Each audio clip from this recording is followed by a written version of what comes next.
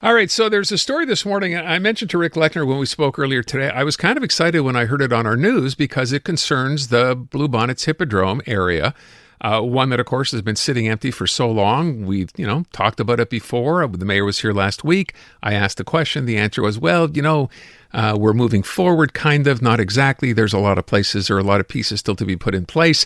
And then, of course, just about a week ago, there was the announcement that the city has purchased 3 plots of land on the, if you will, I guess the Otterroot side, the 40 side of that project, so closer to Royal Mount. And I thought, well, that's a step in the right direction. So this morning when I heard a development going up, I thought, oh, wow, we're moving. Turns out this particular development announced today by the city, even though it said is in the Hippodrome project, it's not exactly in the Hippodrome, at least not on the Bluebonnet side of it. So Sonny Moroz, who's the Snowdon District Councillor in the borough of NDG Côte-des-Neiges, is on the line. Sonny, thank you for coming on. Let me begin by that specific location. This is not on that side of the Carey Boulevard where Bluebonnets is, right? It's in the greater Hippodrome Namur area, but it's east of the Carey, west of mountain sites. East of the Carey, west of mountain sites. Yeah, there's a small little street that we named the metro after called Namur. Yeah. And Namur is between Jean Talon and Vizina. So it's really right there behind Koyo Sushi, if you're familiar with the corner. Yeah. So and there was an old lock company there. Right. Dominion Lock. I think Rick mentioned that, right? So it's around the area of where the original Stagecoach used to be. I don't know what it's called now. The restaurant's there, just behind that. You got it. Okay. So my question is, this is not in, yes, I understand it's called the Hippodrome Namur project, but not in that area that we'd all expect it to see. So first of all, what's the nature of this project? And does it affect anything as far as, the Bluebonnets project is concerned at all? It depends how you want to define it, but for me, it's an extremely exciting milestone for our district and for the borough, because we're talking about a vacant site that lock company hasn't been used for decades. I've never seen it in use in my entire life. And it's within a 2-minute walk of Namur Metro, and we're putting 1,200 new rental homes there. 1,200, okay, and these are, did I hear right? There are 4 stories, like buildings going up, 20-story buildings? Between 20 and 30 stories, there'll be 4 towers. And the best part, and the part that I'm particularly excited about, is there's a brand new sports center right in the heart of my district, right at the foot of the development phase, that will be accessible to everybody in the area. And that's the number one need for my residents, is more space for recreation, especially in the winter. So this particular gym or this particular recreational spot is not just for people who will be living in that building, it's for anyone in the area. That's the $50 million. $50 million was put in this year's budget by the new mayor for Côte-des-Neiges NDG, and we're using it in year 1, and we're hoping that we're going to, complete this development, and residents across the borough, Côte-des-Neiges and NDG, will be able to access it by the end of the mandate. So is this being developed by a private developer? Is the city involved in the building of this?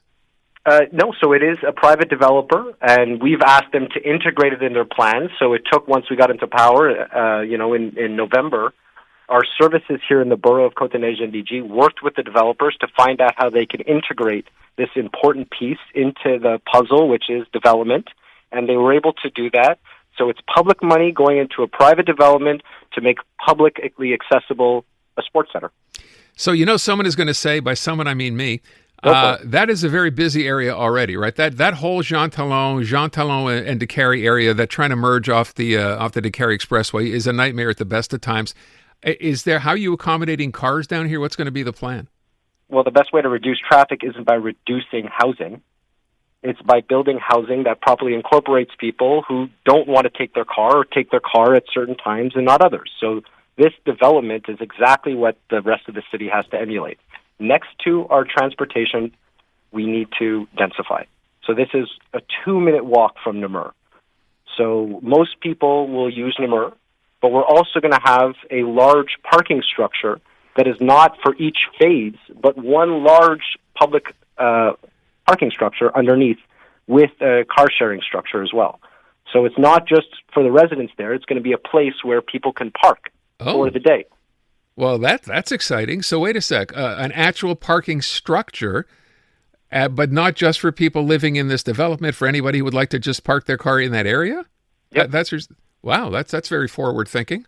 Yeah, and it's not just 4 parking lots underneath the 4 things, but the idea is to have one large parking structure, and as they develop it, they'll connect the underground structures and increase the size of it. Okay, so that's the right kind of planning next to our transportation. And we're also planning active transportation connections. Just not to interrupt you, but like one of the things that I'm most excited about in my area is the biodiversity corridor that's been worked on by the University of Montreal.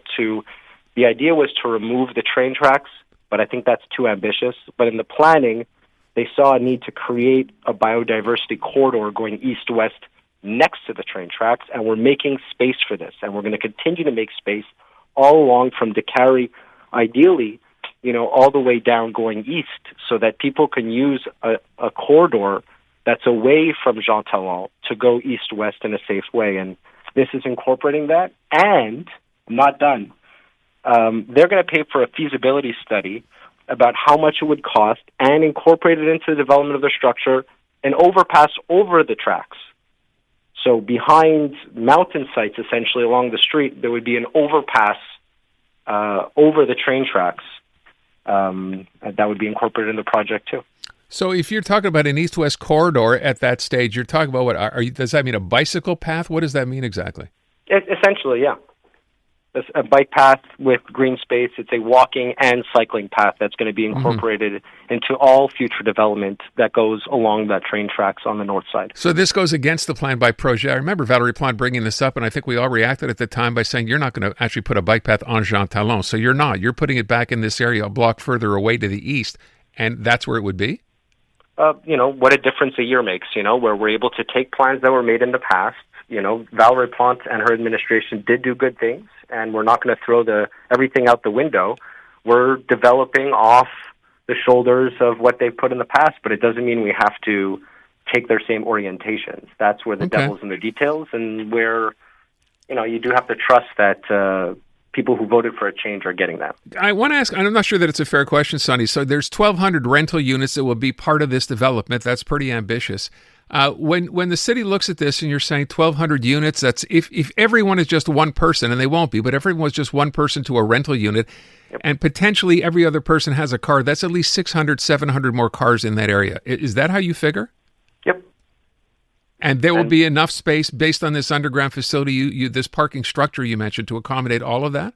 Well, I can't give you a definite number of spots that are going to be there, but that's the exact range that we're hoping for. And this is only the first vote that we passed on Monday, and there'll be, adjustments made towards the second vote. And but yeah, the intent is to have that range available in that underground parking structure. What's the timeline for this? Timelines are also hard to go by, but we're really hoping to not miss the mark on any of these, to have this at least first phase accomplished in the next few years, to be able to see the sports center come before the next election, which would be in 2029. Okay, and these 4 units, these 4 giant towers going up, no timeline on that? Is that 2 years, 5 years, 10 years? I'd love to be able to give you a specific thing, but they'll all be done within the same kind of phasing. I don't have a good answer for you about the exact time of when the 4th phase will be finished, but I know that the 1st and the 2nd will be done within the next few years. Okay. Now, I can't let you go because I have to ask this every time we talk about this area. With respect to Bluebonnets itself, and as I said, the mayor was here the other day on the show, not providing much in the way of what's going to happen next. We got excited about those 3 parcels of land that the city acquired. It seemed like a step in the right direction. Is there anything new on what actually happens on the Bluebonnet site? Well, the first step is the BAP hearing. The BAP hearing is the first step in any major project in Quebec. That money to do the study and the ability to do that study fully, to have something conclusively, those steps, those boxes are ticked. So I know that it's coming. But I think you should have Alan D'Souza on if you really want to go into the details of that question. He's really on top of that file and be able to give you the kind of answers that you might be looking for in this. So, by the way, just to clarify, when you talk about the BAP, so that's an environmental assessment, right? Yeah. Okay. Yeah, like the REM, you were just doing the REM song there. The first step was a BAP hearing where the mayors of all the cities that are impacted by that phase would go and present that document and do consultations internally and bring those things to the BAP. So it's not strictly environmental, but it's also a place where a multitude of different concerns can be heard, and it's well documented. It's a really good place if anybody's looking to kill a day. you can always check out the BAP Sure. website. And who wouldn't want to do that? I just would ask, we've been sitting on this site, we've been talking about this for 15, 20 years, and we still never gotten to the stage where we had a BAP hearing. Why did it take so long up until now? Is that a fair question to ask? Of course. We only owned the land in 2017. Then there was a plan to do that by 2023.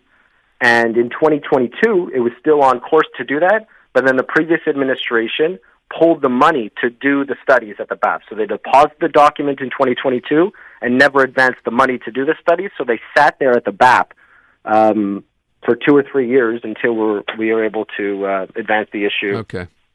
So it's all kind of right to complain and be upset about it. I think it's very fair. I'm 36 years old. I've heard about this my whole life. I never believed it. Now that I'm responsible, and I know the person responsible for it, and I know that they've been working on it for longer than I've been alive, I do believe in Alan more than I've believed in any other person who's ever had this file on their desk. Okay, and we'll follow up. I appreciate the recommendation, if you will, or the referral. Yeah, I'm sure you have his number. I think I have it somewhere. Sonny, thank you so much for coming on. I appreciate it as always. Pleasure. Have a great summer. Take good care. You too. Sonny Moroz, yes, city councillor in that district of NDG Côte-des-Neiges. So this is good news. There's going to be a lot of people in an area that's already pretty congested now, but they seem to have a pretty good idea of what they're going to do and have an east-west corridor as well off of Jean Talon, which is a good idea. iHeartRadio is throwing it back. 2010s, the decade. To the days of huge hits and unforgettable anthems. A non-stop stream of the biggest and best. Drake, Rihanna, Beyonce, Katy, Gaga, The Weeknd, and more. All your decade-defining favorites all in one place. Hi, it's Katy Perry. Hey, it's Bruno Mars. This is Kesha. Find 2010's The Decade on the free iHeartRadio app. Preset the station so it's always one tap away.